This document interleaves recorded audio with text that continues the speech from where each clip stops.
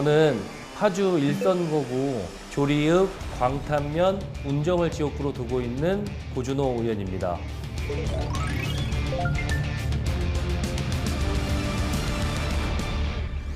저는 출소자 재활시설인 금성이직과 관련하여 경기도의 감사와 안전 대책 실행을 촉구하고자 이 자리에 섰습니다.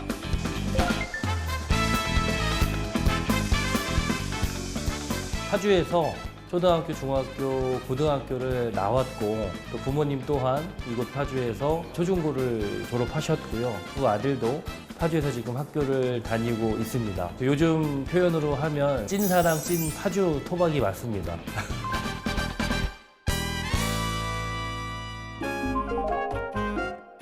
제가 준비한 건 계란과 돌입니다. 이 속담에 계란으로 바위치기라는 말이 있잖아요. 제가 지금 소속돼 있는 지역구 선거구가 민주당이 절대적으로 우위를 점하고 있는 지역이기 때문에 제 입지 역할에서 계란이라면 상대 진영은 이제 바위라고 제가 표현을 한 거고요. 그 지역에서 정말 계란으로 바위를 쳐서 이길 수 있을까? 고민이었는데 2014년도 당시 경기도 최소표 차인 69표 차로 낙선을 했고 정치는 당선이 되지 않더라도 지역 문제 현안에 대해서는 이렇게 해결할 수 있어 라는 것을 좀 보여주고 싶었었던 고민을 좀 했고요. 그게 첫 번째로 제가 했었던 게 산업통상자원부 산하 지역경제문화원을 설립을 해서 지역경제 활성화에 대한 부분, 정책적인 부분을 좀 다뤘었고 또 그간 정치를 하면서 쌓았던 이제 인적, 정치 이제 인프라를 통해서 지역민의 어떤 문제 또 상대당 진영에서 해결하지 못했던 정책적인 문제들을 해결하기 위해서 국회도 많이 찾아갔었고 노력은 절대 배신하지 않는다라는 거를 보여주고 싶었고요. 그 이전 3기 동안 기간으로 따지면 8년에서 한 10년 정도 되거든요. 준비 기간까지 하면 10년 만에 정말 너 한번 일해봤으면 좋겠다. 또 고준호가 하는 정치 세상은 어떨까? 라는 어떤 지역의 열망으로 인해서 운정 신도시가 포함된 파주 선거구에서 처음으로 이제 경기도 의원이 나와서 열심히 의정 활동을 하고 있죠.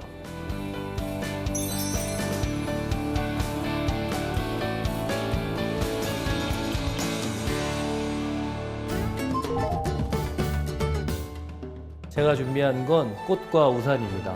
제 별명이 꽃집 아들이었습니다.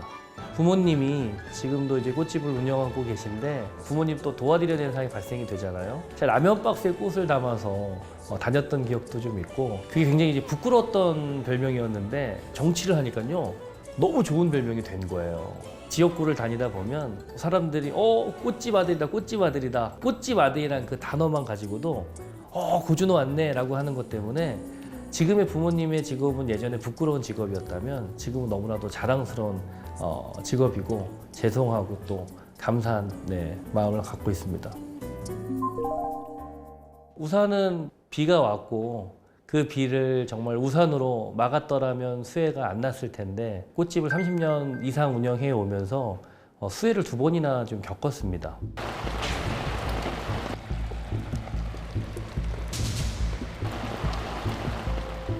당시 중학교 시절인 96년과 98년 2차례 수해가 났습니다. 재난지역 선포가 될 만큼 이재민의 발생도 많았고 또 사망 사건도 있었던 그 현장에서 직접 물이 들어오는 과정부터 지금도 사실 생생합니다.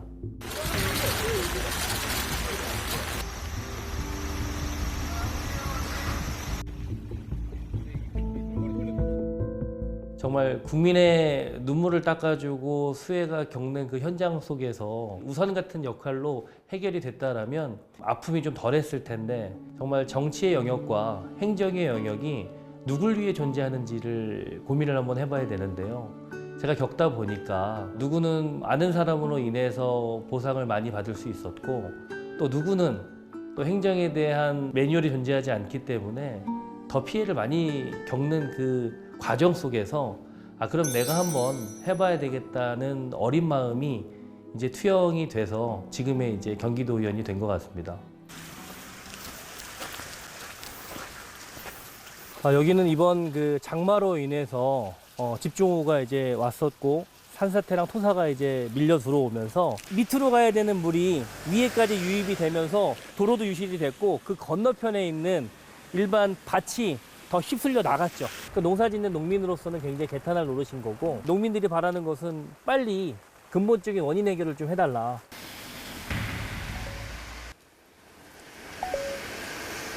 이 법과 지침의 제도가 현실을 따라가지 못합니다.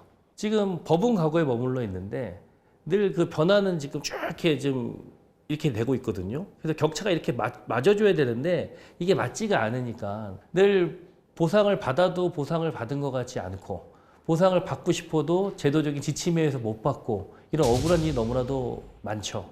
10년 만에 최대치가 지금 말라리아가 지금 증가되고 있잖아요. 네네. 이거에 대해서 원인 분석을 보건환경연구원에 별도로 했냐고요? 안 했죠? 심각성에 대해서 인지 못하고 계시죠? 문제가 많아요. 요목조목 따져보면 다 문제야, 다.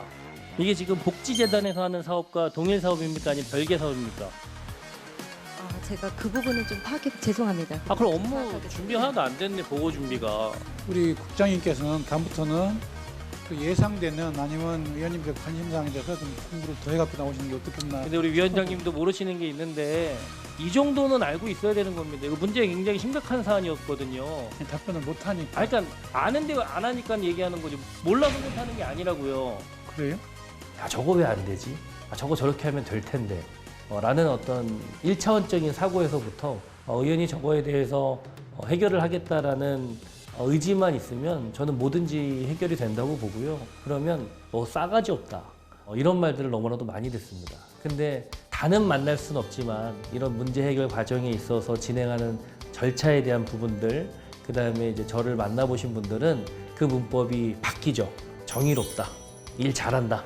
제가 싸가지 없다라는 것 자체가 좋은 싸가지구나 라는 말이 들었으면 좋겠다라는 마음이 좀 있습니다. 우리가 과거를 잊은 자는 미래가 없다라는 말이 있는데 파주를 예전부터 지켜왔었던 그 기반 자체가 지금의 구도심과 농촌인데 거기를 빼놓고 신도시만 얘기하면 파주는 없는 거거든요. 일단 우선 파주시 전체 지형으로 놓고 봤을 때 한 15% 정도 면적의 운정 신도시가 될 수 있고 나머지 한 85%가 구도심인 북쪽에 이제 파주가 될 수가 있는데 일단 인구 밀도로 봤을 때는 15% 면적에 한 60% 인구가 살고 있고 그다음에 구도심에는 큰 면적에 나머지 이제 인구가 살 수 있다고 볼 수 있는데요. 새로 생긴 신도시와 그전에 있었던 구도심과 농촌 지역은 당연히 다를 수밖에 없습니다. 새로 지은 게 당연히 좋을 수밖에 없죠. 제도적인 보완이 뒤따라서 된 것이기 때문에. 그러면 늘 농촌과 구도심에 있는 분들은 어떤 희생을 감내해야 된다라는 것은 존재하지 않거든요.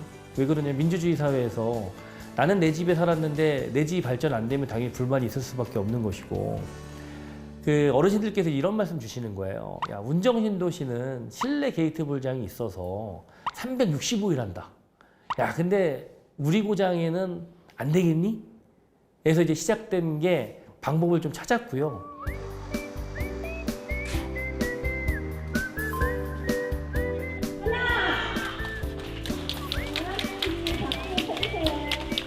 경기도에서 이제 전액 예산을 지원해서 조리읍에 이제 실내 게이트 볼장을 지을 수 있었습니다. 여러 가지로 좋아요. 나이 드는 나 많고 그러니까 갈 데가 없잖아요. 있어야 돼요. 아이고 상당히 기분 좋고 노인들이 그만큼 활성화시킬 수 있고 건강에 많은 기회가 되고 좋습니다.